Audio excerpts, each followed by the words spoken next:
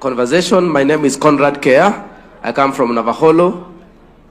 I'm the convener of Coalition of Youth for Devolution.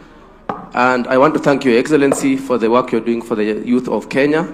Na swali langu kaswa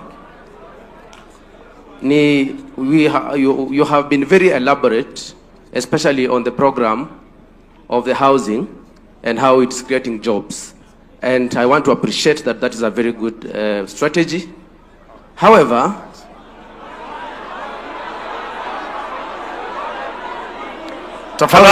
my question is, for professionals who are not in that field, like yourself and myself who did actuarial science, what is the plan of the government to ensure that we do not leave behind professionals that are not in the building sector, but can still benefit from the government programs? And I invite you in October for Youth Devolution Festival. Asante.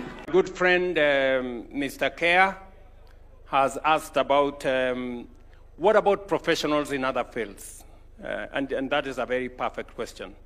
And I want to tell you, my good friend Kea, that as we expand the opportunities that we have as a country, you know, there are sectors that are labor intensive. And if you want to inject what you can call a stimulus into an economy, like what happened in the US during what was called the Great Recession. Let's remain orderly, please. Just what happened, Mr. Kea, in the Great Recession in the US. They invested in public facilities, roads, you know, infrastructure. That is where you have the opportunity to create many jobs.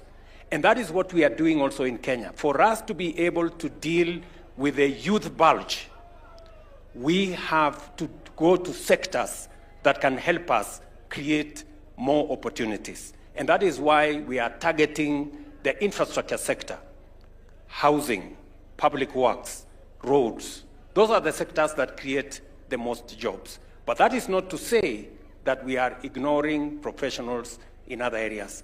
As we expand the economy, as we create opportunities, programs like what we are doing in universal health coverage is going to expand the human capital that we have in the health sector. Programs that we are working in education. You've just heard Lucy say, as we hire the teachers and we are expanding the horizon in hiring teachers, we must consider those who trained earlier for opportunities so that those who trained later can come after those who trained earlier. So I agree with you, but our focus is to try and deal with the youth bulge, and that is why we are targeting sectors that can help us create more jobs than other sectors.